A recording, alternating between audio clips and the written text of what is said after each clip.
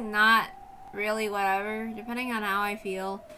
I might only do a short reading today. I know I missed yesterday, but I was not feeling physically well. So I might not read very much today because, I don't know. That depends if reading will make me feel better or something. That's typically what I started reading for in the first place. Out loud.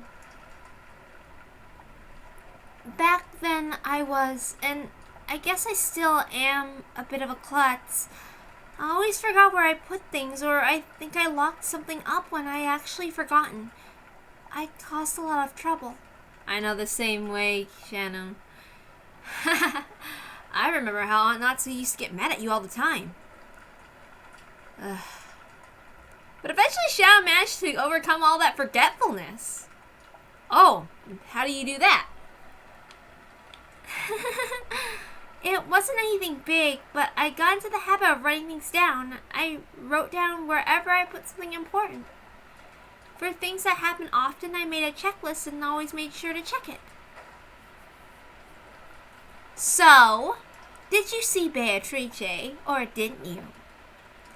Oh, I didn't see her directly, but well, some very strange things did happen.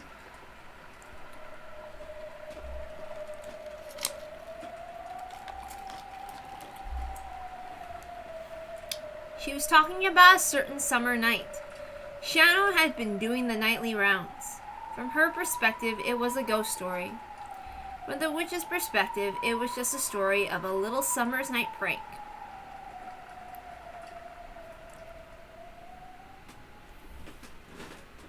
So we're gonna see it from a different perspective.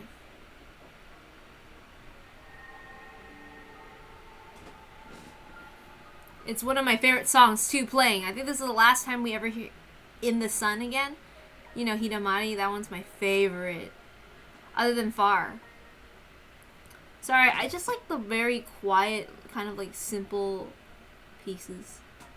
That's how I am.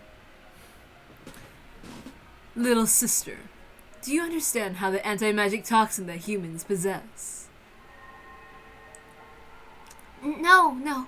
What is it, One-sama? Well, the time of the witches has long since passed. Those vile humans who claim to rule over everything came to deny our existence and possess a powerful toxin. Is that toxin harmful to us? It is extremely dangerous. If we were to expose to it, our forms would probably evaporate in an instant. However, one thing we do have in our favor is the fact that our existence is still extremely weak. Because of that, the toxin does not affect us greatly. Worse, it can only transform us into mist for a time. However, we'd rather avoid it if we can, right? Correct. Yes, I see that you are indeed me. You catch on quickly. The older sister appeared to be haughty at first, but perhaps she was so happy to have met her double and little sister, she was more than willing to teach her anything she wanted to know. The first thing she taught was that they were witches, a different type of being than humans. Beato had thought of her inability to use magic meant that she wasn't a witch, but apparently she was still a witch nonetheless. And she learned that witches like her were bound by various limitations, unlike humans. The greatest of those restrictions was the anti-magic toxin possessed by humans. So, in other words, we mustn't enter a human's field of vision. Correct. You can think of it as though the human eyes radiate toxin. If they see you, it is the same as your body being burnt. And though the effect is weaker, being heard or sensed can also result in contact with the toxin. So even just getting close to humans is dangerous to us. Wasn't Father a human? Why am I not burnt by Father's toxin? If we stock up magical power and have it acknowledged by humans, that toxin can be reduced drastically. In other words, by having our existence acknowledged by humans, we make them lose their toxin, making it possible for us to appear before them once more. I see. Simply put, as we are now, we can only exist when humans aren't around. We are still very lacking in magical power. which makes us inferior to even a stray cat hiding from the humans in the shadows. The main goal of the older sister was to gain a large supply of magical power and be revived as a great witch strong enough to have no fear of the anti-magic toxin. For that purpose, she would wander around the mansion night after night, striving to regain her magical power and reduce the anti-magic power of the humans. The previous powerful Beatrice, whom she had read about in Featherin's library, had appeared openly in front of humans and even toyed with them at will. According to her big sister, such a level of power was most impressive. To think that a witch could appear openly before humans and use magic at will. A witch like that would be so great that even I can hardly imagine it. Is that what we eventually become? Yes, she was like a witch from the picture book, appearing openly before the humans in the mansion and summoning magic and underlings at will. How inspiring. If that is our future, it means that all of our hard work will have been worth the effort. That's right. Anyway, One-sama, how is that gold connected to going around unlocking windows like this? It was the middle of the night. They were falling behind servants who were checking the locks on the doors and windows, and undoing those locks after the servants thought they had been set. It felt more like a child's prank than the work of a witch. This is the path that leads to becoming a great witch. All journeys begin with a single step. To those who cannot understand, that first step may look quite foolish from time to time. However, it is still a momentous first step. With pride as though making the first step for mankind on the surface of the moon, the older sister undid the lock on the window with a click. Do you not understand, little sister? Do you not see why a little thing like this is so momentous? No, One-sama, I don't really understand. The older sister closed her eyes lightly, smiled, and opened the unlocked window a crack. Cool outside air flowed in, making the curtains flutter. Let us put it in the toxin-filled words of a human. We are not supposed to exist on this island. I shall go further. Right now there is no one in this corridor, and yet the lock has been undone, and the window has opened. Can you see how great a miracle, a work of magic, a proof of our existence that is? Even you should understand the coolness of this breeze. I do understand. It's nice and cool. The coolness, the softness of the breeze, and the feel of the fluttering curtain touching your hair. All these things show that we are truly here. So by unlocking the window like this, we can leave behind proof that we really did exist. And that is why I unlocked it. Of course, it wasn't just small pranks like opening a window. She could also smash windows and vases or leave behind strange fires and mysterious scribbles. In fact, one time, she actually did play a large-scale prank in the kitchen, piling up kitchenware in an eerie manner and leaving behind a bizarre scribble, which scared the servants considerably. It was a complete success. She really managed to scare the servants and had succeeded in making them acknowledge the existence of magic weakening the anti-magic toxin.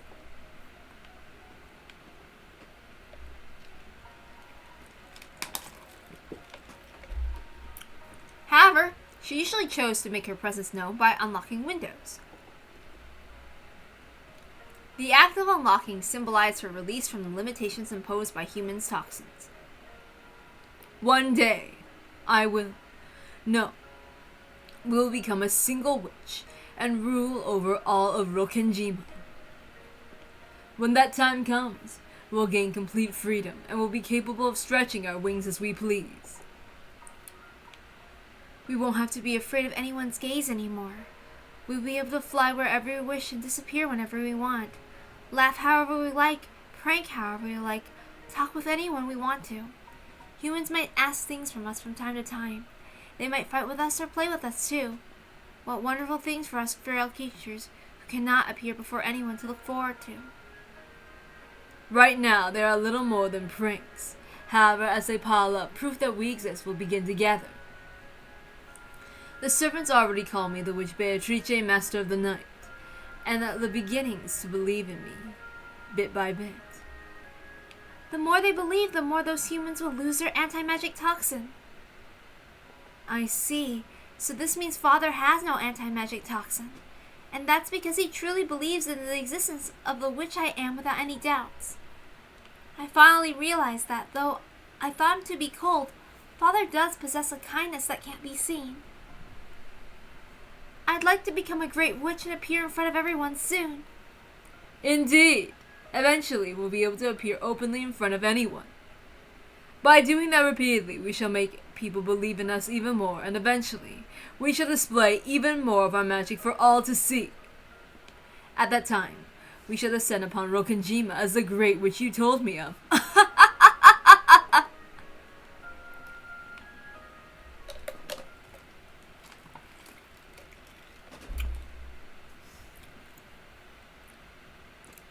The logic of the witch side is quite interesting. It keeps me entertained. It does sound credible in a way. When humans are frightened to hear that they've entered a ghost hotspot, they're likely to start yelling "Ghosts, ghosts" at a drop of a hat. That's right. At a fundamental level, all phenomena are neutral, indifferent, and dull. If you want them to be viewed in a certain way, you must first create a suitable environment. If a person has charisma, people will interpret what they do in a positive way even when they screw up. I see. I guess in a sense the beta's small efforts aren't misguided. If it was just the mansion's locks being undone, everything could be resolved by saying someone forgot to lock up, or that it was some kind of prank. However, the rumors of a witch wandering around the mansion at night slowly began to take shape as the existence of the witch. An environment was established so that, if anything strange happened in the mansion at night, it would all be viewed as the work of a witch. I get it. If you follow that reasoning to that extreme. Oops.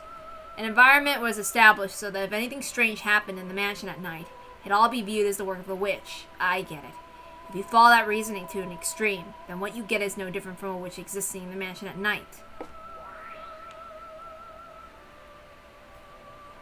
After the Betos finished their mischief of unlocking and opening the window, they enjoyed the coolness of the wind and the brightness of the moon and became gold butterflies and disappeared into the darkness. Oops, my bad, I'm sorry.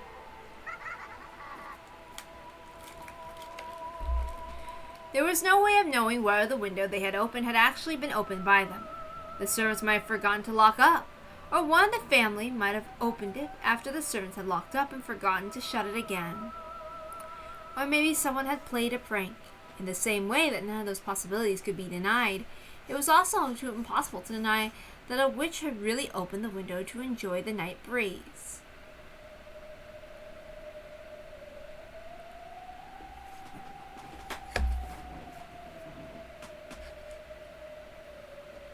A result without an observer can possess an endless number of ways in which it might have occurred.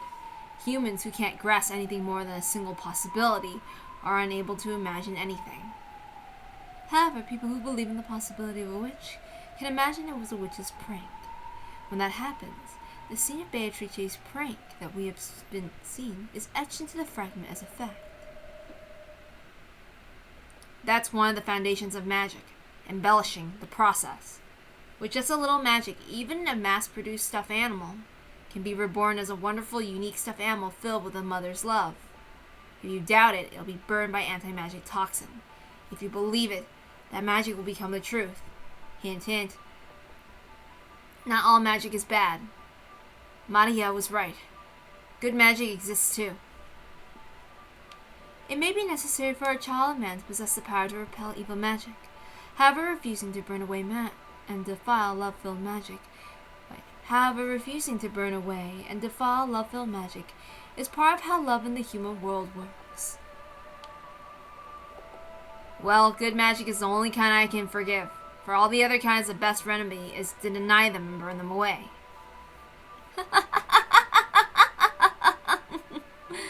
A typical answer for a child of man. Getting back to the point, knowing this much, I guess this means that the ghost Beatrice, who was called the ruler of Rokenjima's night, doesn't really exist. It's nothing more than a general term for any inexplicable occurrences that take place in the mansion after dark. In other words, Beatrice isn't the name of a person, it's a name of a phenomenon. If anything bizarre happens, it all becomes the work of the Golden Witch. That environment in which the witch could exist is what Beatrice is. That keeps building on itself until we reach 1986. This is the veil that the true culprit is hiding behind. Fuck off! Okay, anyway. This is the veil that the true culprit is hiding behind. Why is Adobe always trying to ruin the thing? Adobe, last time I checked, your name isn't Umineko. Fuck off. Okay, so anyway. And the person hiding behind it is, without a doubt, a human. Perhaps that holds true at this point in the witch's tale of the past. However, I doubt you can use that argument alone to fight all the way through 1986, don't you?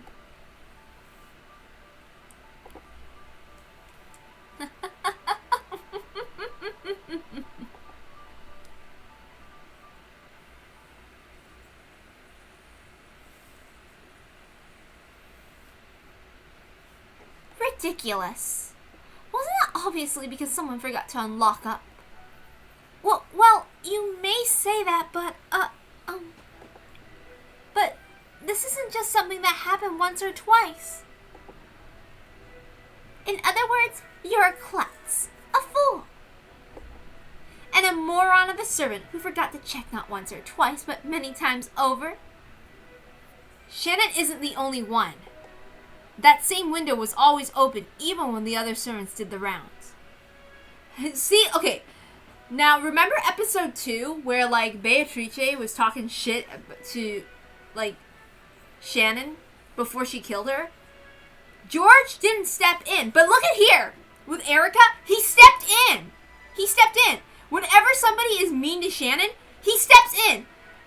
Like, episode 2, that was an out-of-character moment for George. Okay? I'm just gonna say, like, okay? Because I always thought that stood out to me. Because, like, George always, like, stands up for her. Okay? Like, especially if she's there. Anyway. Yeah. Mom even asked if I ever left a window open in the hall at night. I had absolutely nothing to do with it, but she still got pissed. Sheesh.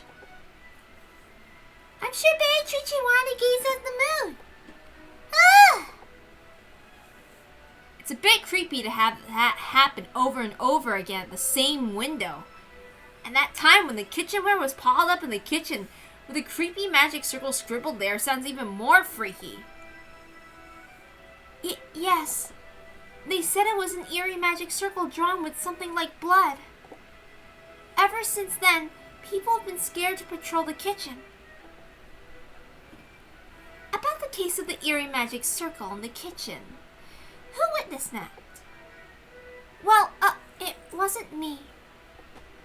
I think I heard about a servant kid who quit. I wasn't on duty that day. So it's basically like this. Just like those exaggerated stories you hear about haunted locations all over the world.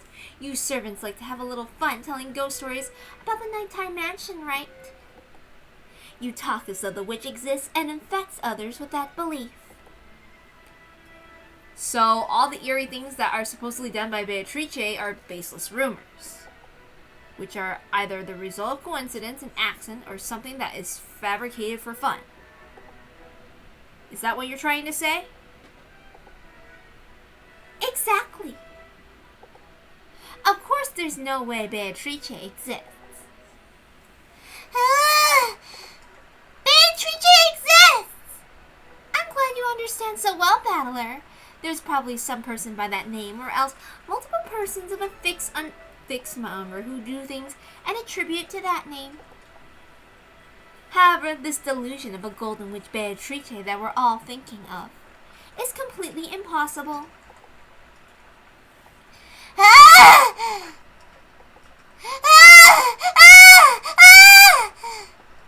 Beatrice exists! I met her! Oh! Could you tell me about that in detail? You met Beatrice, And did she show you magic or something? Ah! I see her all the time! Every time I come to Rokenjima! And she always shows me fun magic! Denying the existence of witches would always have the immediate effect of infuriating Maria. However, ERIKA, who didn't know this trick to avoid Maria's theory, plunged into it head on. But no matter how Maria tried to sell the idea of Beatrice's existence, she stood no chance of defeating the ruthlessly intelligent ERIKA in an argument. George and Jessica hurriedly tried to calm Maria down, but there could be no quelling her anger at this point. Good! So she showed you magic. Could you explain in detail what kind of magic? She would always use magic to give me candy as a present. Beato can create candy with magic. She just took it out of her pocket, didn't she? No, she didn't! It was magic! It was incredible! Tons of candies poured out of an empty cup! Oh, wow, that's some awesome magic. That's right, that really would be magic. Yeah, it was magic! It really was empty! I checked inside it myself! Huh? What do you mean you checked inside it? Give it a rest, ERIKA. She's just a kid. Come to think of it, ERIKA, would you like some more tea? No, thank you. I'm having a seriously intellectual discussion over here. You outsiders can stay out of this. You'll have to tell me more in detail, Maria. What do you mean when you say you checked inside it? Fortunately, we have right here with us a teacup that's been overturned and empty. Come on! Be my guest and reenact what happened then, okay? Let's see if you would. Let's see it! After holding the cup of black tea, which she had just overturned and was still dripping upside down over the table, ERIKA slammed it down hard and slid it over to Maria. Watch this almost nearly grown this adult woman have beef with a 9-year-old. ERIKA's eyes glowed repulsively like those of a snake about to snap up a frog. ERIKA's eyes glowed repulsively like those of a snake about to snap up a frog. Those eyes were ice cold and had a madness in them that made one want to avert their gaze. On the other hand, Maria was glaring furiously, her whole body shaking uncontrollably in the greatest expression of an anger that humans can manage. The look on her face was frightening, not at all what you would expect from a 9-year-old girl. Stop it, both of you! Ah! Okay! Beatrice took the empty cup, and then she did this! She put it upside down on the table! Yeah, and then what? Did she lift it up right away and the candies flowed out? Incredible! That really would be magic, right? It would be! Bowler and the others tried to get between the two and calm them down, but it was no use. They violently pushed aside the others, and glaring at each other from so close their foreheads banged together, they repeatedly slammed the upside-down cup on the table. The sound of their foreheads banging together and the cup being slapped down shattered the barrier between reality and illusion.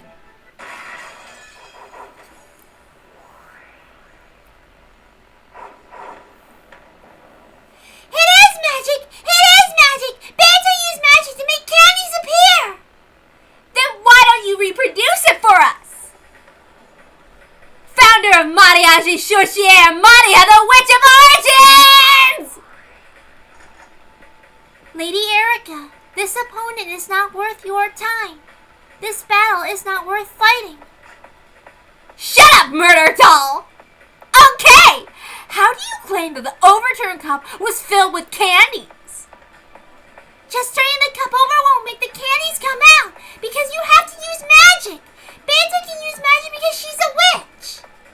Oh, yes, magic! She used magic. How did she use magic? Did she swing a magic wand and tap the cup to make the candies pour out? No, that can't be it, right? Beato is a witch and she uses magic! Magic happens when you say an incantation and cause a miracle! You can't use magic that makes candy unless you say the incantation! Oh, sure! A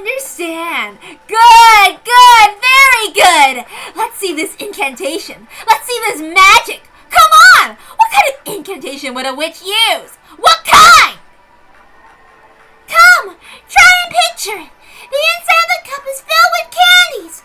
Try and picture such a wonder! Oh! And then what? Look inside the cup! It's filled with candy! Maria grasped the overturned cup so tightly that it nearly cracked, and slowly lifted it up.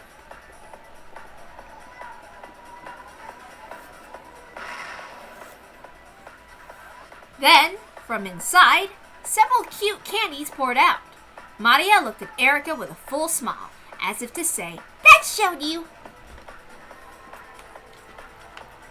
Good!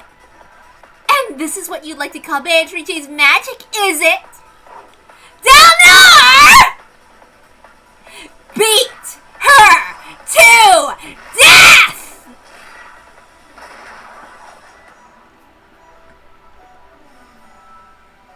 As you wish.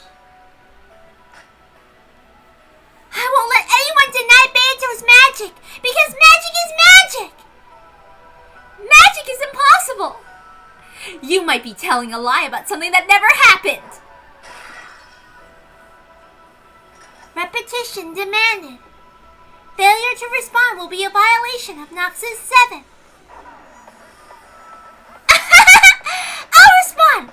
This is the truth! This is a story of something that really happened! This wouldn't have anything to do with a trick in an actual cup or table, making this a sleight of hand, right? That would be against the rules, wouldn't it?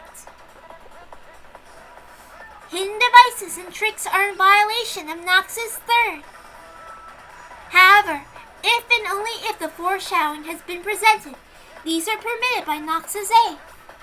Noxus 3rd prohibits hidden doors and devices that have no clues pointing toward them. However, by presenting and foreshadowing clues at that point toward the existence of said devices, Noxus 8 allows them to be used. There were no tricks like that! It was just an ordinary table and an ordinary cup, so it was magic, not a sleight of hand! Understood. By Noxus 9th, we acknowledge that Lady Maria witnessed magic. That's right!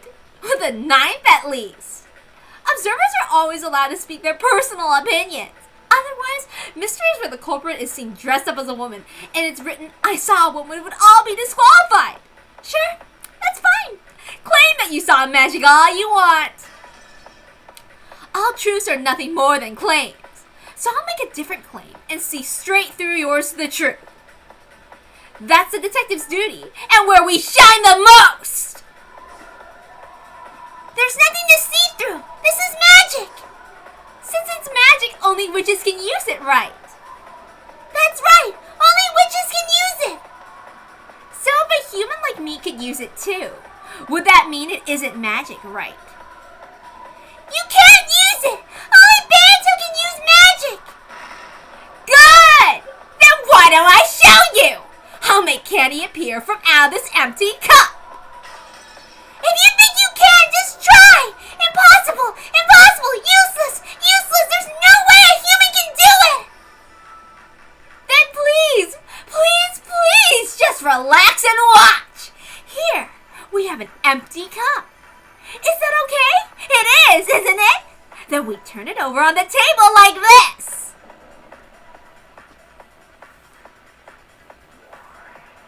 Let it be known that this fight has no purpose. Okay!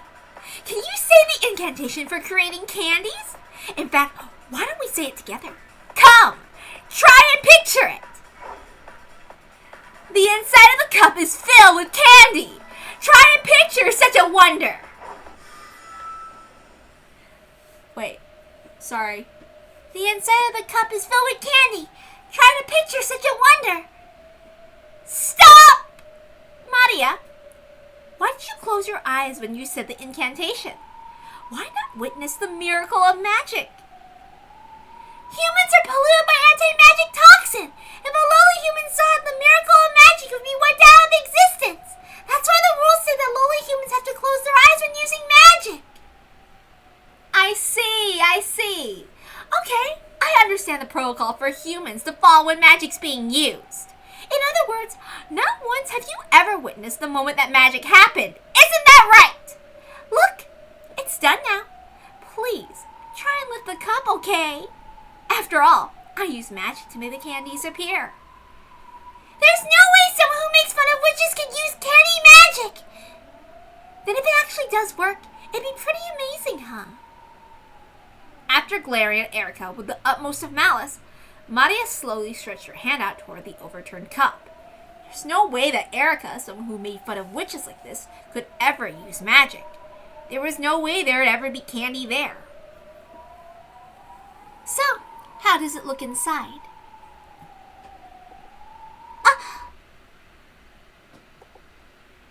And there lay a single candy with a cute wrapper. See? This is magic, right? ERIKA smiled gently. A look of disbelieving shock rose to Maria's eyes, along with the envy for this person who could use the same magic as Beata. ERIKA, you can use magic too?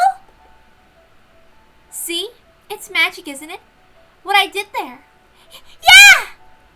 So in other words, ERIKA smiled pleasantly. She and Maria had finally reached a deep understanding. Of course it isn't!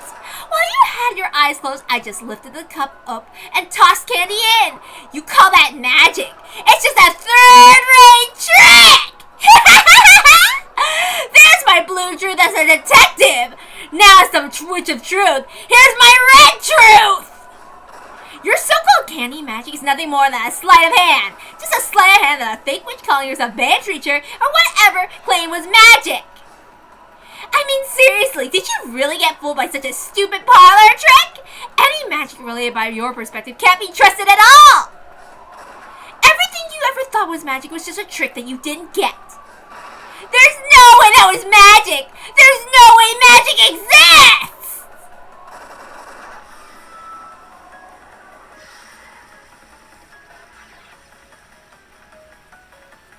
Huh? It might have been a sleight of hand when you put candy in this cup, but that doesn't prove that Beata's magic was also a sleight of hand. However, you also can't prove that only magic could have done it! You rotten stuffed animal!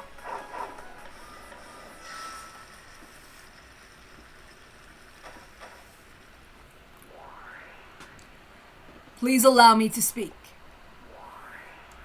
Know that this is a meaningless battle. You goddamn scraps of paper! Why'd you have to butt in the good part? That is enough. Lady Maria has been shown that the candy cup could possibly be a trick that she misunderstood to be magic. Therefore, her claim that it was magic is dismissed. However, it might have really been magic when Maria saw it. Just because it can be done by a sleight of hand doesn't disprove magic. Well done, Lady ERIKA. Congratulations on crushing Lady Maria's illusion of the witch.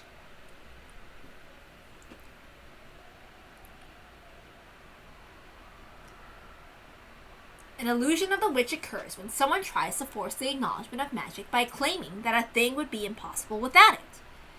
It's how witches launch an attack. If someone's able to successfully argue back and show that it would be possible without magic, the illusion of the witch is defeated and the witch must retreat. The magic Maria claimed to have seen could have been a trick, so it was unqualified to be acknowledged as magic. However, that was only the result of this battle. It was still too early to bring the fight into the domain of denying Beatrice, the witch, and the magic Maria believed in. However, battles always end instantly when your opponent surrenders. ERIKA had wanted to hit Maria with everything at once, defiling the witch and the magic she believed in, and crushing it without a fragment of compassion.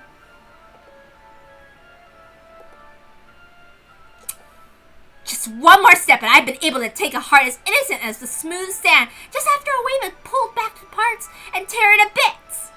Let's try again. Just one more step and I have been able to take a heart as innocent as the smooth sand just after a wave has pulled back and tear it to bits. What a shame. This isn't any fun anymore. Are you satisfied now? Ah! Ugh! Ugh! ERIKA grumpily punched down on his arm that had been restraining her. However, that cold, hard, marble-like arm had just made ERIKA's hand hurt. Oops. ERIKA grumpily punched down Nora's arm that had been restraining her. However, that cold, hard, marble-like arm just made ERIKA's hand hurt. Diplomatic immunity! This battle is over! Allow me to speak. Diplomatic immunity accepted. Know that this fight is childish.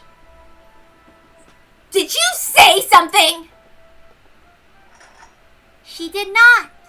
Let us withdraw. Lady Maria is no enemy of yours, Lady ERIKA.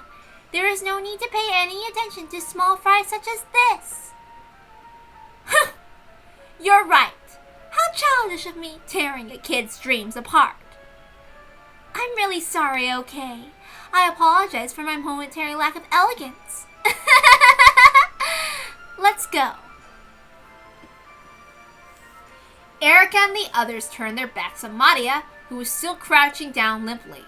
However, as detectives in famous mystery novels had always done in the past, ERIKA clapped her hands, stopped and turned around. Oh, that's right. What do you think? Huh? Simply by the existence of the overturned cup, this level of reasoning was possible for Furuto ERIKA. What do you think, everyone? ERIKA's merciless words gouged themselves into Maria's heart once more.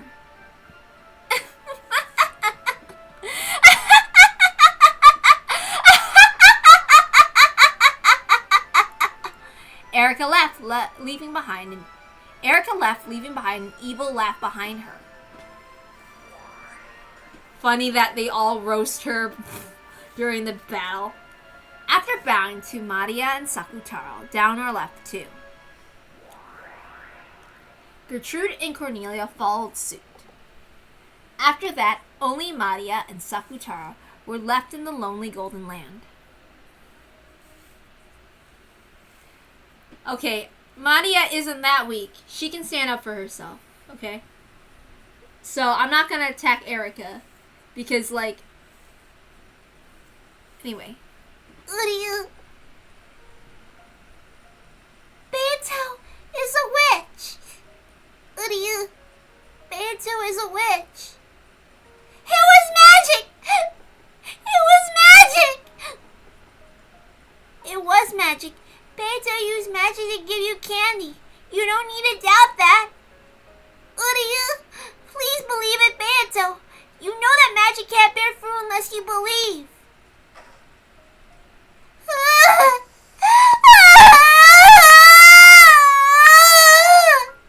Surrounded by an ice-cold drizzle that started falling at some point, Maria cried quietly. Trying to at least protect her from the rain, Sakutaro used his large sleeves to cover Maria's head and stayed by her side.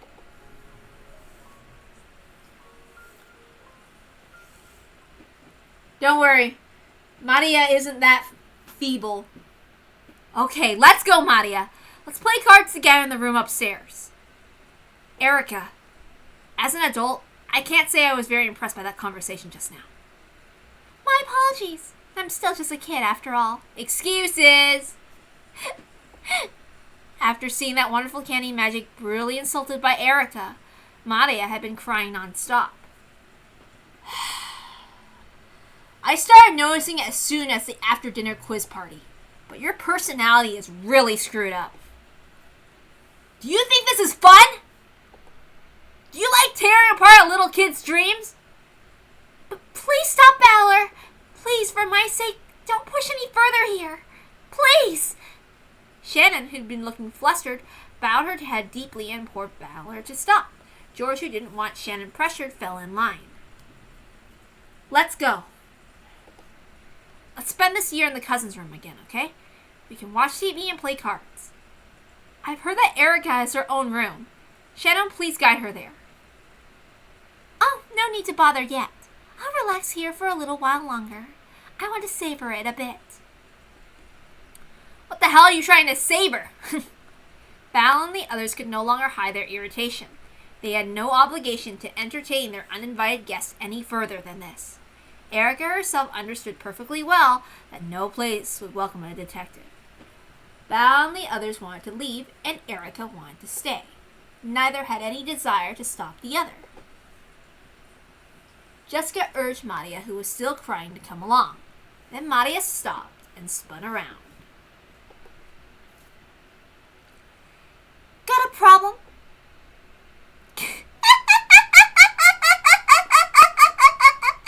They do exist here and there. Humans who practically lumps of the toxin don't believe in magic. There are lots of boys like you in my class. They don't believe in witches or magics or miracles or happiness. You can't become a witch if you let the toxin and people like that burn you to ashes. I may not look it, but I'm Beatrice's disciple. I'm the apprentice witch of origins. Maria, who'd been crying quietly a second ago, seemed to have been transformed into an entirely different person. She laughed. No, cackled eerily. Balor's group stiffened at the sudden change, but ERIKA was watching calmly. Then she smiled and gave a small nod in response. Good. You've got some guts.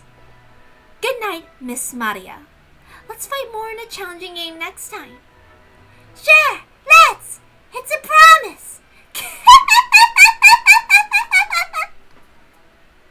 You stop that too, Maria! Come on, let's go!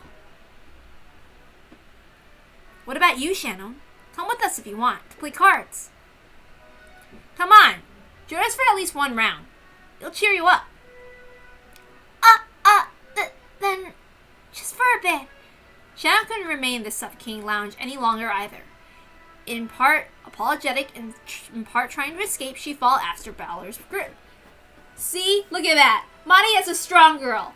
Okay? Just because it seems like, whatever, she can be sensitive, doesn't mean that she can't just pick herself back up.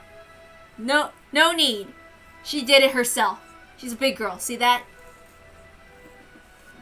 Now, in episode 4, where Angie couldn't do anything because of, like, Kasumi or whatever, Maria couldn't stand up for herself because she's dead. So, yeah.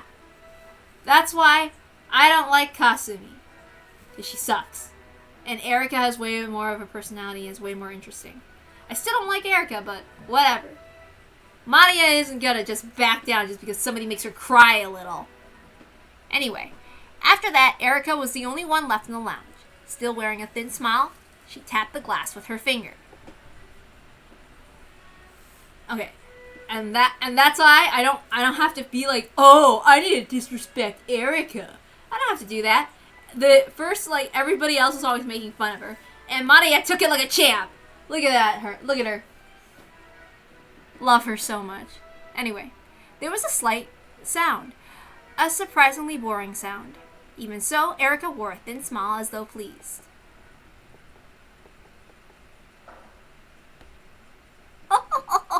Sorry to keep you waiting. I was just in the bath. Oh, where is everyone? Oh, they all ditched me because I'm a bitch. You just missed them. They went up to the second floor. I'm the one who called you here. I've heard you know a lot about the story of Akujikishima and the tale of the Witch of the Forest. Yes, well... It is a trivial story, but... I don't mind the slightest if it's trivial. Would you like to drink to follow your bath? Even I like to be helpful every now and then. ERIKA stood up, opened the refrigerator behind the counter, and put ice into the ice pail. Okay, I feel a lot better after reading. See? I usually cheer up after I read, because I get immersed into the atmosphere of the story. That's also one of the reasons I started reading visual novels.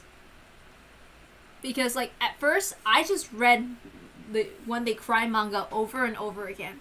But I only had, like, the Higurashi manga volumes up to like the first volume of, or the second, or the first 2 volumes of Sumi Horoboshi. And I didn't want to just keep reading like all the way up from the beginning of the Higurashi volumes to like the first part of like Sumi Horoboshi. So I just went ahead and started reading Sumi Horoboshi, like the visual novel, because like the anime wasn't enough, because I'm getting over the anime. So I read the manga when I was in high school. I watched the anime in middle school. And then I started reading the visual novels up in college. Like, reading out loud has always been a big comfort for me. I've never liked reading in my head. I get lost when I read in my mind, so that's why I read out loud. I never recorded myself before, so like when I started doing that for the When They Cry series, like this is the first time I've ever really done it, or like on a live thing. So yeah, I just want to put that out there because like it's just something that really helps me. That's part of the reason why I read, because like it really helps me cope a lot usually.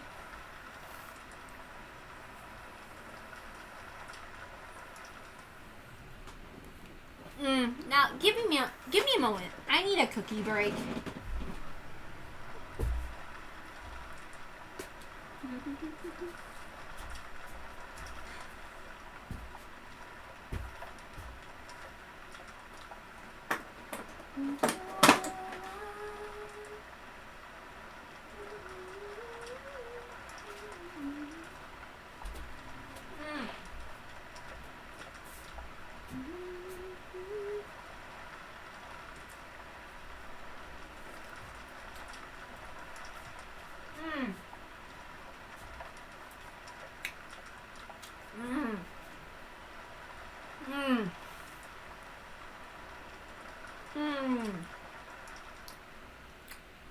I'm eating a cookie. I got brownie cookies, which are yummy.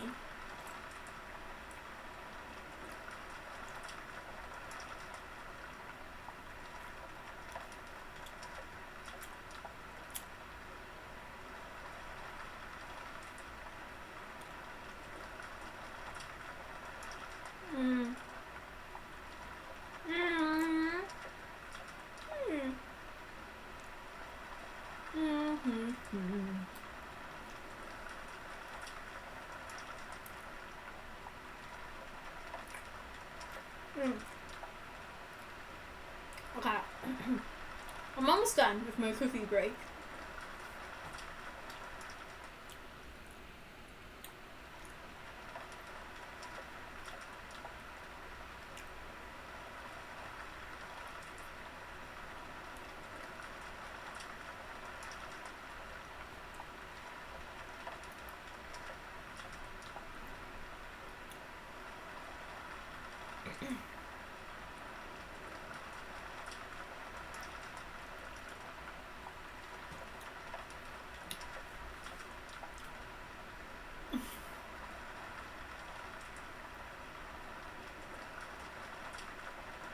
Okay. Almost done with my cookie break. I just finished eating my cookie.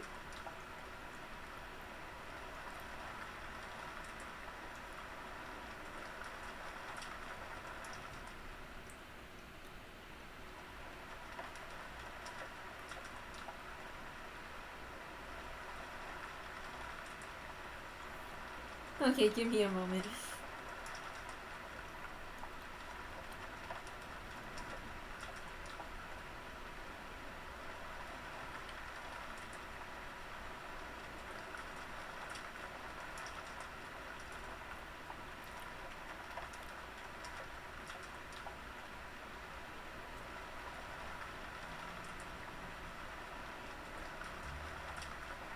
Me and the bad bitch I pulled by killing his family. It's Umineko all over again. Sorry, I'm reading a tweet. I'm on Twitter right now. the dying app. Thanks to Ellen Mustard. I just like to say his name wrong on purpose because it sounds funny.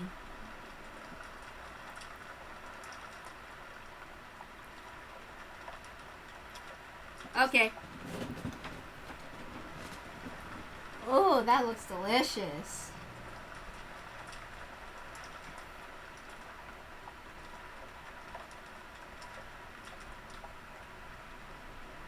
Okay. I'm almost done here.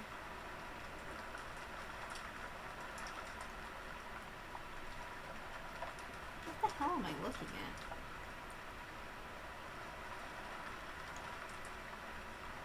I try not to think about that very much. Okay.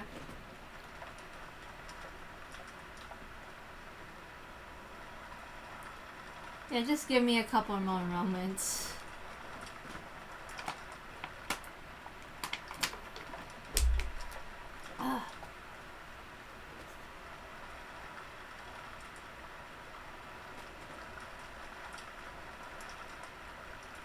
Okay.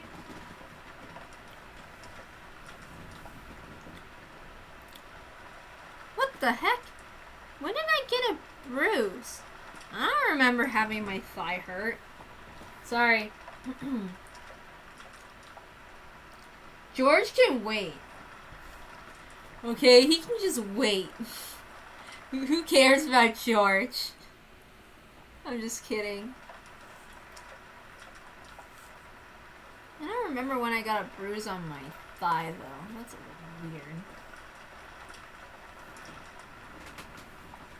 Alright. ERIKA, huh?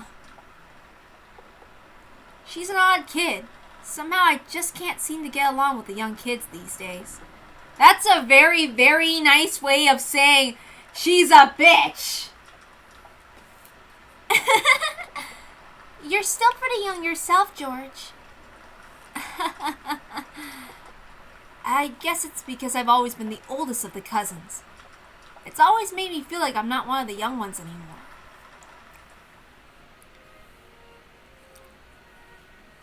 George and Shannon could be seen standing in the rainy rose garden. Although the rain was pouring down, there was hardly any wind at all. The scant protection provided by the arbor was more than enough to house this secret meeting between lovers. Following that night with ERIKA, they had decided to play some cards for a change of pace. When that was over, Shannon had returned to the servant room. And shortly after that, George had left his room to meet with Shannon at the time they had arranged.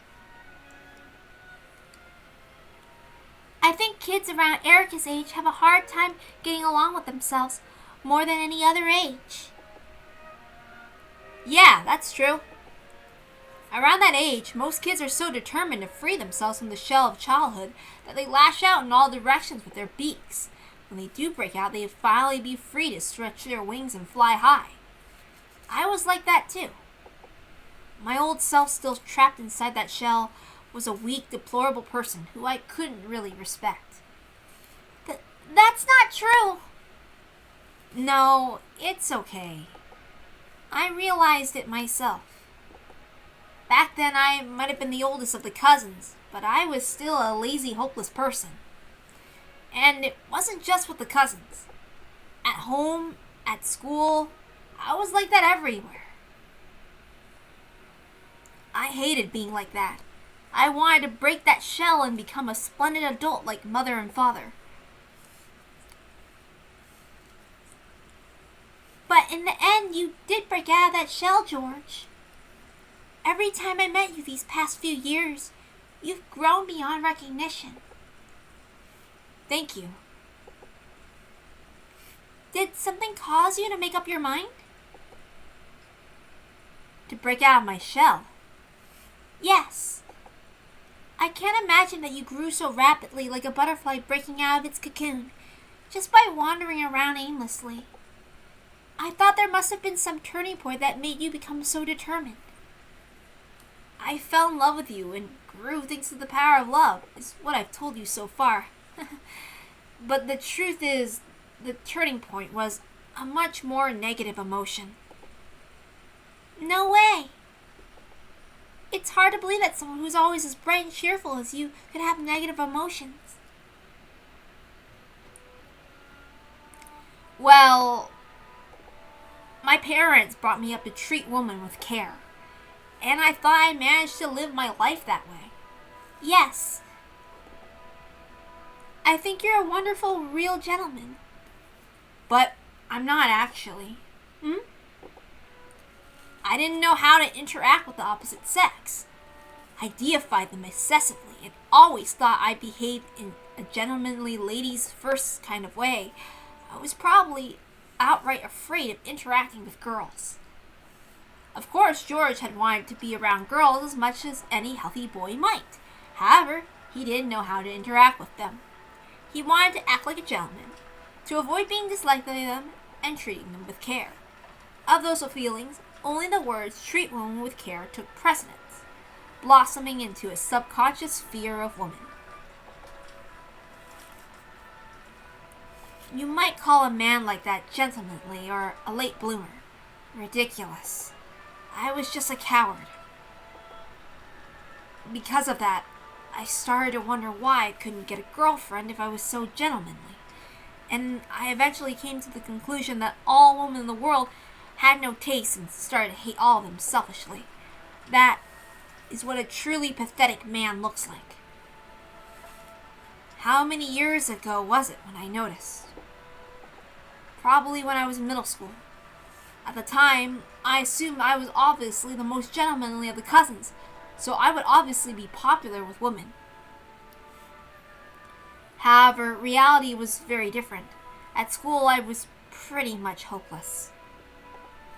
Far from being a leader, I was a typical bullied kid who got pushed around by everyone.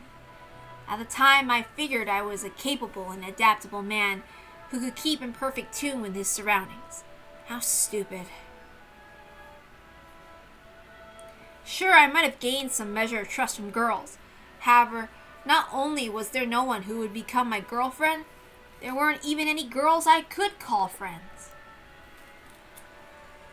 Of course, I was a man who always stepped back for the sake of ladies first. Who'd ever want to fall behind such a negative, unmotivated man? It's funny. I didn't even realize this and was convinced that I was an attractive guy. I can sort of understand how you felt. Just because someone puts a lot of hard work to look attractive to the opposite sex, it doesn't necessarily work out as they plan. Oh. Has that happened to you too, Shano? Of course. One time, I wanted to catch a boy's eye so much, I tried to put on makeup even though I didn't know how and embarrassed myself.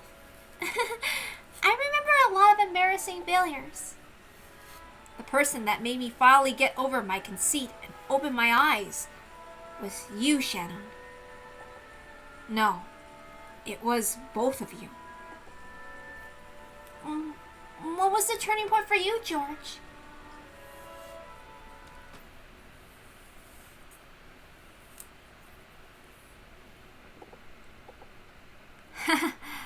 Envy, probably. That's unexpected, but envy over what? I saw you and Balor having a really good time talking. That made me envious. Me and Battler? Shanna raced through her memories trying to find a conversation that might have made George envious. It probably seemed trivial to you two. However, it still made me envious. I don't want Balor to hear what I say next, no matter what. Can you promise me? Of course.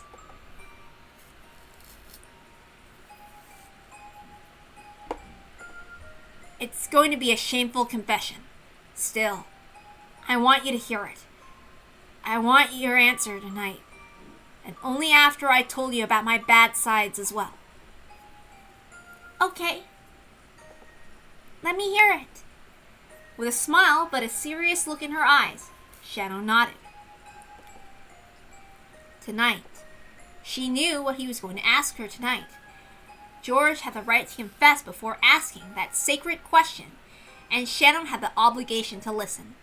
Shannon understood all of this, so she listened quietly. So, is this what a witch of theater going peeps on during her spare time? Stories of love are precious in any age. I never tire of them. However, I do find the expression of a virgin disgust on your face even more amusing. Featherine laughed quietly. Angie huffed and looked away. But she quickly realized that this would only entertain Featherine even more, so she tried to act unconcerned. Both Balor and Jessica have always been spirited. No, phrasing it that way is just dodging the issue. Let me be frank. George looked up to the moon, where it should have been, high above the rain clouds, and spoke. Sorry, there was a shitty-ass car. Let's try that again. George looked up at where the moon should be, high above the rain clouds, and spoke. They were honest words, spoken simply from George's heart. For a long time back then, I thought of Balor and Jessica as bad-mannered kids. No, let me be even more blunt. I thought even the way they talk was vulgar. It's true. I don't mind if you hold me in contempt for that. I don't. People are allowed to think anything they want inside their hearts. In fact, I think you're all the more commendable for not letting it show on the outside. Thanks. I secretly looked down on those two. I was so conceited that I truly thought I was just overflowing with gentlemanly charm compared to them. I was at that age where having a girlfriend felt like a necessary condition for becoming a real man. I truly believe that no girl would fail to admire a gentleman who treated all girls as well as I did. So I really did assume that the girls I knew were attracted to me. I thought that Balor and Jessica, who always joked around and spoke in a rude, vulgar fashion, would never be able to get a boyfriend or a girlfriend. I might have used that argument to distract myself when I still couldn't get one myself. I was a fool. They weren't inferior to me at all. I was the inferior one, with my deification of the opposite sex and my fear, which I hid under the guise of ladies first. That's been Balor and Jessica's personality from the beginning. True, they were rude, and one couldn't have called them gentlemanly or ladylike. However, they did have the power to interact without worry about gender. In fact, you might even call it their charm. I sort of understand. People like Oni-chan and Jessica can get along with anyone, regardless if that person's a boy or a girl. I hate to bring it up because of George, but I find people who act too overtly like a gentleman a bit creepy. It's like they're virgins trying too hard or whatever. When dealing with strangers, people prefer for them to be harmless and boring. However, they only appreciate these qualities because that person doesn't get in the way. No human would want to hang out with a boring person all the time. Of course, no idiot would want to be friends with an unmoving, unspeaking telephone pole. However, unmoving and unspeaking is exactly what you want from a telephone pole. That's it. It seems as though George finally discovered he wouldn't be viewed as an attractive man, no matter how superior he was, and that he'd been treated like a telephone pole the whole time.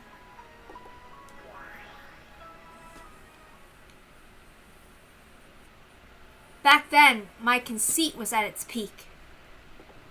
So when everyone gathered at the family conference, I believed that I was the most attractive, and all the servant girls who played with us loved having me here.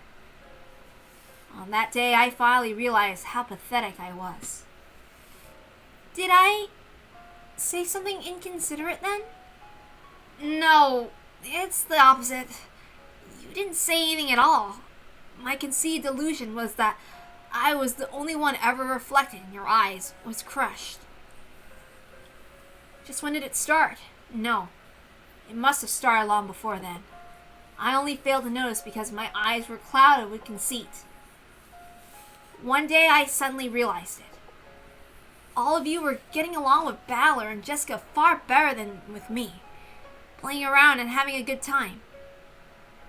Yes, those two whom I'd looked down upon so much were radiating far more charm than I was. You really looked like you were enjoying yourself that day. The look on your face was far brighter than any that you've ever showed me.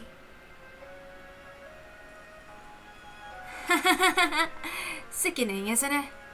I just assumed that you liked me and even had some childish fantasy that we might end up dating.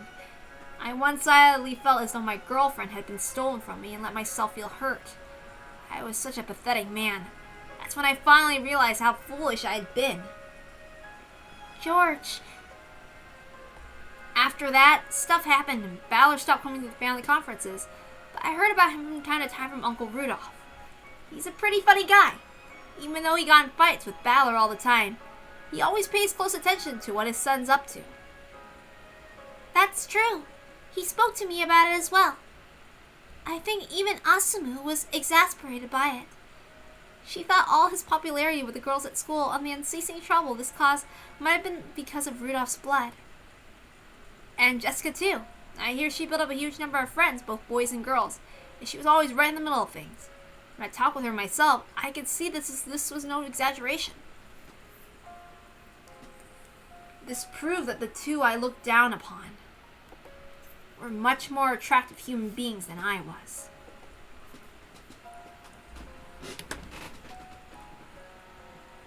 At first, I tried to imitate those two. It was pretty ridiculous. I thought that by joking around and speaking rudely, I could get the same charm they had. You did that? It's a bit hard to picture. It was miserable.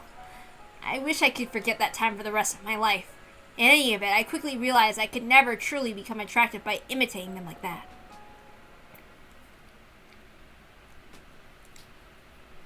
The reason I had no charm was because of my cowardice. Under the pretense of respecting people and acting to fit in with the general atmosphere, I was always running away. I resolved myself to overcome that flaw and be reborn. I finally understood the shell I was in, and I swore to break out of it. Every time my determination began to waver, I remember that day. That day I saw you two forget about me entirely and play around happily. The fact that those eyes of yours, which I always assumed were attracted to me, never noticed me at all. I made an oath. This time, I wanted to be the one who caught your attention for real, the one reflected in your eyes. That's actually the first thing I felt when I fell in love with you. Sounds like it was pretty complicated for you. On that day, my desire for revenge against the two of you who had ignored me and played together, no, against you alone, suddenly transformed into true love. However, I swear this to God. Even though that was the reason I first started to take you seriously, there are no lies in the way I feel about you now. I swear to love you for all my life. I will not lie about that for anyone or anything. And I'm prepared to take you as my wife, even if it means having the entire world as my enemy. George. That's the confession I wanted to make to you beforehand. For now, I've called you my first love, love at first sight. That was a lie. It was only my selfish, twisted... That doesn't matter. Shannon smiled. She spoke forcefully enough to cut through George's words. Is there some rule saying that people can't get together just because they weren't each other's first love? Is it betrayal to forget the first person you fell in love with? Love isn't that simple. Well, it might be simple. After all, love is easy. At all times, whatever you feel now, only the honest feelings you feel now can tell you the right answer. So things of the past or how a relationship started aren't important at all.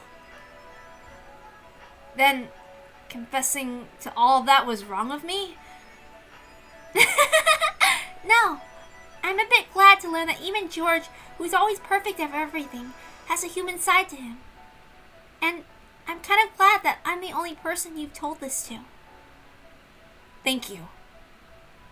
I was only able to become who I am because of you. Me too. I am as I am because of you, George. So please tell me without holding back.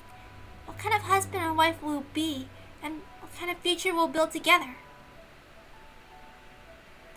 When I have you as my wife, I'll become an even more accomplished businessman than my father. And after several challenges and adventures, I hope to find the limits of my potential. I want to reach that peak together with you. The view from there will be something that no one can show you but me. It sounds fun. I'll be with you wherever you go. Of course, it won't only be an adventure as a businessman. I'd like to create many things that only a couple can make. And what could that be? Let's have some kids. Yes, my husband. I'd like 3 of them at least. At least 1 boy and 1 girl. And what if all 3 are boys? Then the next one might be a girl. We can have a 4th one. It doesn't matter how many. Let's enjoy the adventure of bringing them up together. And when those children eventually leave their nest, they'll make us some grandchildren. And before we know it, we'll reach a boisterous age surrounded by a whole crowd of kids and grandchildren.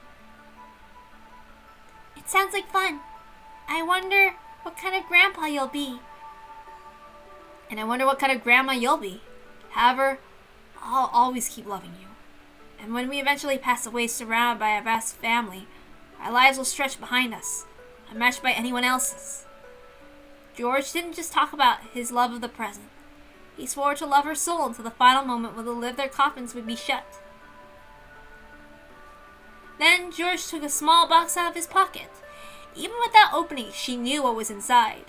He took it out with emotion that was even more natural than the one he practiced in the airport bathroom. It was more overflowing with masculine charm. Sayo. Yes? Let's get married. Yes. Please take this ring and put it on your finger. Yes, George. That ring, which glistened divinely even in the dim light of the arbor, passed from George's hands to Shannon's finger. Of course, Shannon had already decided which finger to put it on. I swear to resolutely stand against any fate that may attempt to stand in the way of our future. George proclaimed that he would reveal their engagement to the entire family on the next day. My parents might criticize this marriage. However, I will not let them stop us. I'm going to inform them of our engagement and not ask for their permission.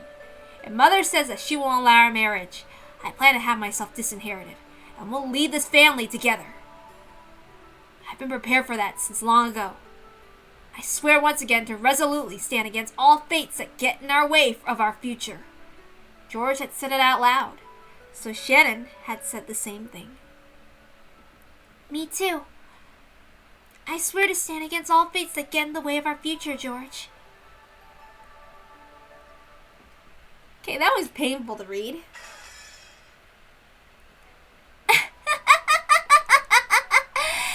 Battler! When will the crime start? I've just about had it with this love show. There was an important hint there, ERIKA, you idiot. Then again, if you've been skipping any of the scenes in Umineko, you're going to be missing hints anyway. So that's pretty stupid to do in the first place. Be quiet and watch. Sure, fine. I'd hate to yawn and let some spectacular bit of foreshadowing slip by. Sure. Do you have no love? Are there any mystery novels that accept love as proof? No, there aren't. ERIKA laughed coldly and stared down at the 2 of the game board. Battler watched her quietly. ERIKA thought she felt a touch of pity in his gaze. She averted her eyes uncomfortably. I do understand more or less. Love can at least become a motive for murder. I can interpret the scene beneath the arbor to represent a possible motive for the crime if their engagement is somehow impeded. Then again, no matter how much people talk about love with words that aren't read, it's all just an illusion. That's sad. So you can never love a human without proof given to you by a witch. Please put an end to this frivolous love talk. I'm your enemy, not a friend whom you can talk about love just for the hell of it. I can't understand you at all right now. What on earth did you figure out? Weren't you and Beto always insulting and trying to kill each other? What kind of truth could you have reached to make you change your emotions regarding her? Please don't tell me that feelings of true love have sprouted from your murderous rivalry or anything like that, okay? Lady ERIKA, let us have him continue the game's progression. Boring love scenes such as this are best finished quickly. You've got a point there. Sorry for butting in. Come on, let's move on. Downor just humoring ERIKA and telling her something that she likes to hear to get her to move on.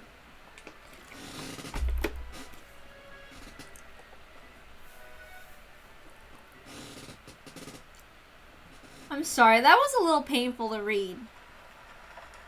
The other one. When you know the truth. It's Shannon. I've come back. Indeed. The log for today has not been yet filled out. Yes, I'll do that right away. Canon, thanks for keeping an eye out while I was gone. That was a pretty long break. Canon had already noticed. There was a silvery glint coming from the ring finger of Shannon's left hand. Then I will retire. Please do not hesitate to wake me if anything occurs. Good night, Genji. Genji disappeared off to the waiting room. After that, only Shannon and Canon remained. Thanks for giving me some time. I'll stay here for the rest, so you can go to sleep now. So it's my turn next. Yeah. Sorry, but we aren't going to lose. And I won't lose either. Even though you've always been a coward and let Milady take the lead until now? Wasn't it you who taught me, Nason? What did I teach you? The past is immaterial when it comes to love. The present is all that matters. If that's true, then I think my present is in no way inferior to yours, Nason. Shannon and Canon glared at each other with serious eyes. That period of tension vanished when Shannon chuckled. Ha! That's good. You and Milady have to give it your all. If you do end up together, make sure you build up a relationship wonderful enough that the rest of you can cheer you on with all our hearts. Well, you do have a huge lead on me. There's no helping that. That's what you get for your cowardice before now. I know. That is my sin. Shannon and Canon fished around in their pockets and drew out two small things that glittered gold. They looked like the left and right wings of a gold butterfly. We are furniture. In order to become human and receive the miracle that allows us to love, we must rely on the miracle of magic once again.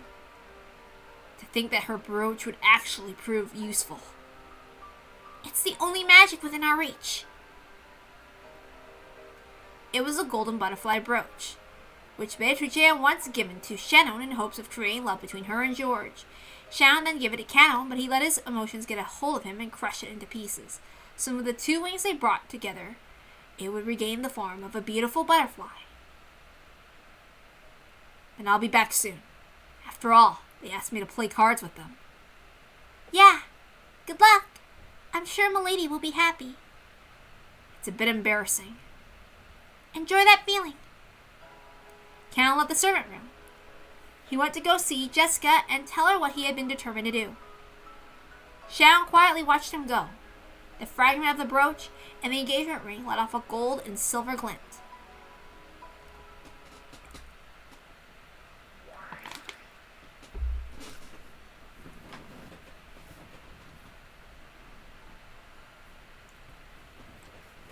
That takes me back. That's something I gave Shannon, if I recall. I always wondered if they lost it after Canon stepped on it, but it seems they still had it the whole time. That's the golden butterfly brooch, isn't it? I read about the magical brooch that can save a love relationship in Featherine's book. That had been the first time that Beatrice, the Witch of the Forest, had interacted with a human and given them her power. Bit by bit, she transformed it from a mere ghost for the ruler of the mansion at night, and by making the servants believe in her, she wiped away the anti-magic power, and then it eventually became possible for her to appear openly in front of Shannon, whose magic resistance had grown particularly low, and who had begun to believe in the existence of Beatrice. To Beato, who had been unable to interact with anyone for many years, this conversation with Shannon must have been especially fun. That's why I generously gave her the butterfly brooch. I was in quite a good mood. It is no common thing for a heartless witch such as myself to be so gracious. But it's wonderful. You brought a pair of lovers together. Of course, I did not do it to pamper them. It was in exchange for smashing that hateful spirit mirror that repressed my magical powers. Thanks to that, I was able to regain much of my power all in one go.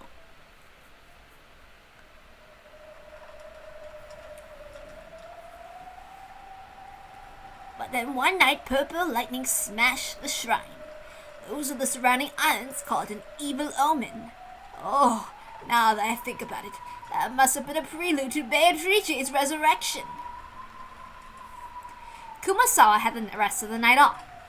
She had let ERIKA talk her into drinking a bit, and was chatting about the legend of Akujikishima and Beatrice in a happy tipsy mood. ERIKA would nod from time to time, but despite this, she listened in complete silence. She wasn't actually taking notes, but she was gathering information on a whiteboard inside her head. Then she frowned as though noticing something out of place and held up her hand.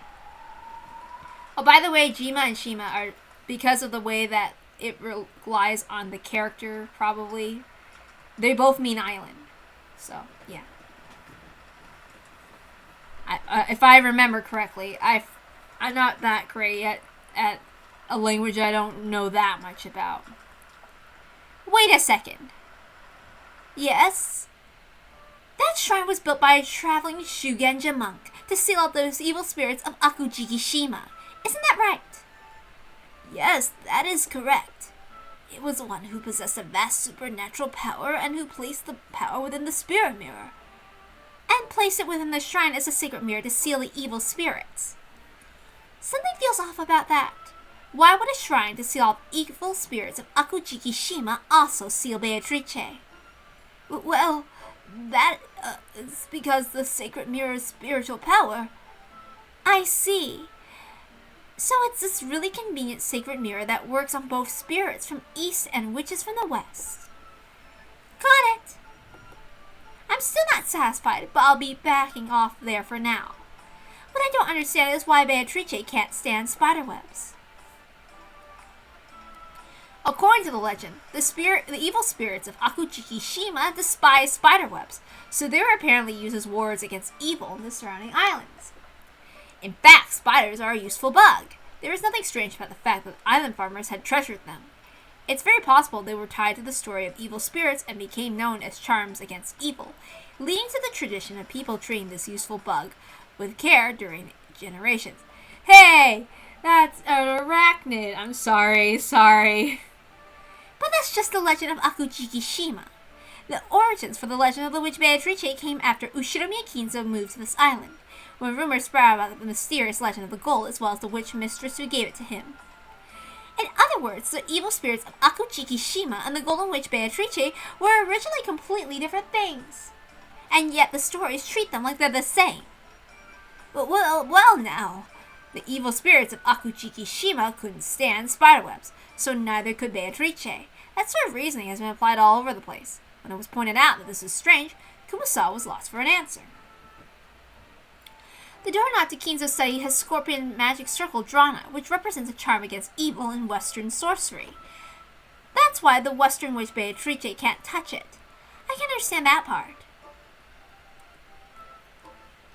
But there's no reason for Beatrice to dislike spiderwebs. I don't remember spiderwebs ever being included among things witches can't stand. On the contrary, wouldn't spiders be the friends and minions of a witch? Well, in my opinion, those two legends about the evil spirits of Akujikishima and the witch Beatrice have been mixed together a little.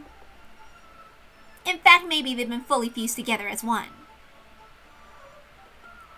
The legend of Akujikishima is a fairy tale created by fishermen fearful of reefs in the Rokenjiman area. However, there was no visual image to go along with those evil spirits. Were they people or monsters or ghosts without legs? There is no mental picture of them.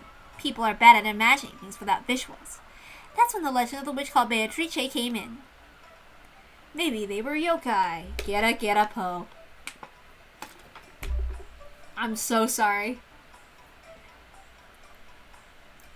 A witch is a lot easier to picture than evil spirits, and on top of that, Kinzo had a portrait of Beatrice drawn and displayed. In other words, the lack of a visual image, which was the one weak point of the legend of Akujikishima, was finally completed. Since then, perhaps the two legends have been mixed together. Well, I wonder. It is a bit confusing for an old lady such as myself. Kumasawa laughed to smooth it over, wiping away a cold sweat. She might have seemed confused, but she actually did understand what ERIKA was saying. In other words, in truth, she had been vaguely aware of the legend of Akujikishima, which had been around before Ushiromiya Kinzo had come to Rokkenjima, and the legend of the Golden Witch, the story of the woman who had given Kinzo a vast quantity of gold, had both transformed. She didn't want to acknowledge it, but she knew.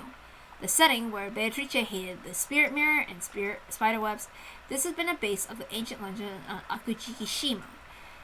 The evil spirits part of that legend had been replaced by the witch of the portrait. So, if there really was someone claiming to be the Golden Witch Beatrice, I'd really like to ask her whether she actually does hate spiderwebs or not. What happens when she touches them? It is said that witches and their minions receive burns when they touch spiderwebs, so that is probably what would happen, I suppose. That's not bad. A splendid witch trial. If a spiderweb touches her and she gets burned, then she's an evil spirit, not a witch. And if nothing happens, then it proves she's just a human. In other words, whether she's burned or not, it will prove that the Golden Witch doesn't exist. The legend of the witch is nothing more than a legend of Akujikishima, reboiled with a new face on it. It's a reskin. Well, simply by the existence of the legend itself, this level of reasoning is possible for Furuto ERIKA. What do you think, everyone? Bruh, it's just you and one old lady. Only two of them were in the lounge. ERIKA faced the direction of an invisible audience where they would have been and shrugged. Whoa, ERIKA! ERIKA's talking to herself. And just as ERIKA imagined, the targets of her comments actually were there listening in. I'm just kidding. I'm just making fun of her for something that people would make fun of me for. Even though she's like, I'm so smart and logical. Sorry, it's just a little take that. Spiderwebs, they burn if you touch them. When Beto the Elder snapped her fingers, a graceful silver spider slipped down the ceiling, hanging by a transparent thread. Afterwards, only a single silver strand remained. Timidly, Beto stretched her fingers out toward the spider's string. Then she touched it. I'm fine. You are. Huh?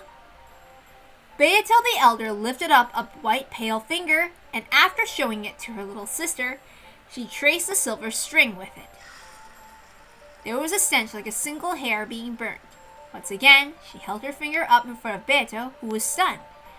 There was a thin burn line, as though someone had traced it across with a razor. What's going on? That's what I would like to know. Why are you unharmed? I don't know. What I don't understand is why you do get burned by touching a spiderweb. I do not know. It has always been like that since I first gained consciousness. Then, are you... Beato hesitated. However, her question was clear. No, I am not one of those evil spirits of Akujikishima. I am Beatrice, ruler of Rokkenjima's night. Even I do not know why I have the same weakness as the island's evil spirits of old. Are spiderwebs the only things you can't handle? As this ERIKA person said, I cannot touch the doorknob to Kinzo's study. That scorpion magic circle burns me. For me, trying to open the door to that study is like trying to pick a red-hot horseshoe out of a fire. What about you? Huh? Scorpion magic circles, you mean? The older sister snapped her fingers again.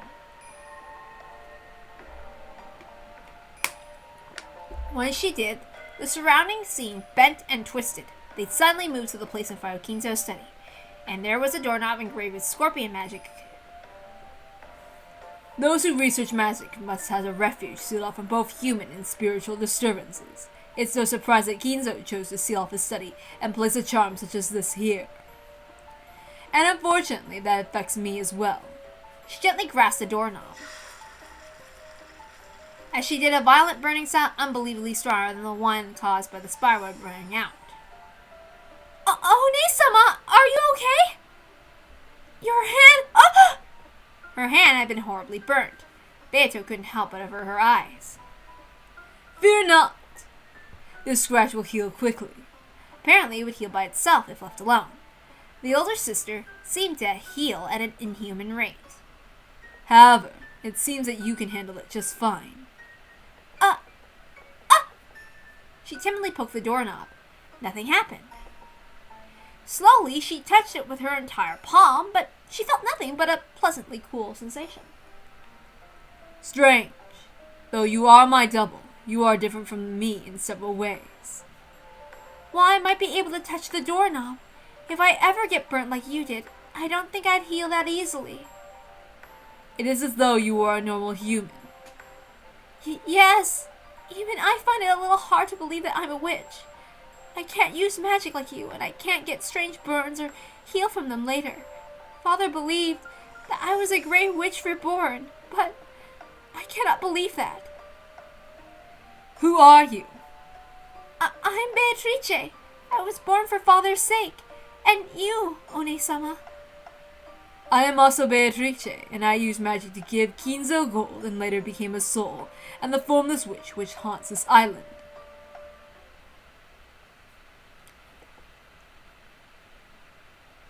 Just who on earth are we?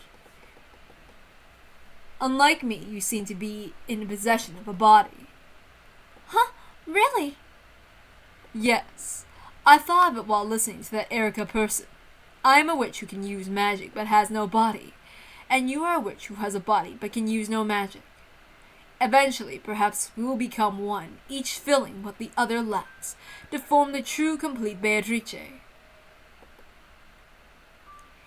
It seemed to make sense. Both of the Beatrices were missing something. If they became one, then they would surely be very close to the Beatrice that Ballard desired. Do you want to try? Hold out your hand. The older sister slowly raised her palm and held it out before Beto. The large burn from a second ago really had started to heal already. It may be possible for us to become one. I want to know as well. By becoming one with you, I want to learn about my future self. Beto slowly raised her hand, and the two hands touched.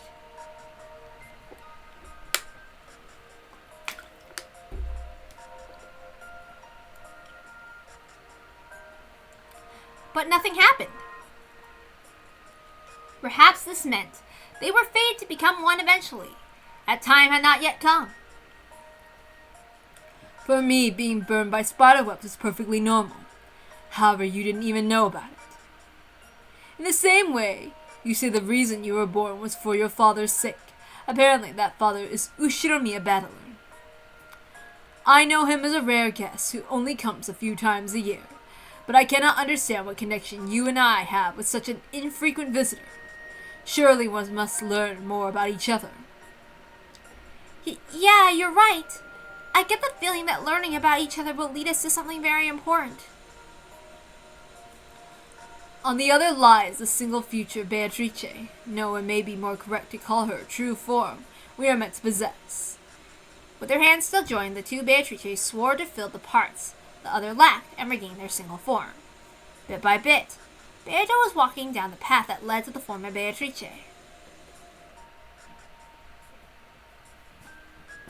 Alright, we'll end the chapter there.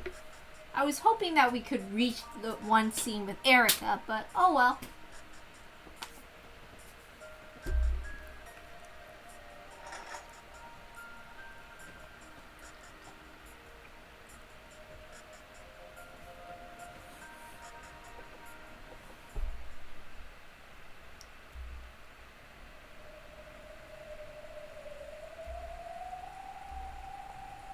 Oh, we're back here.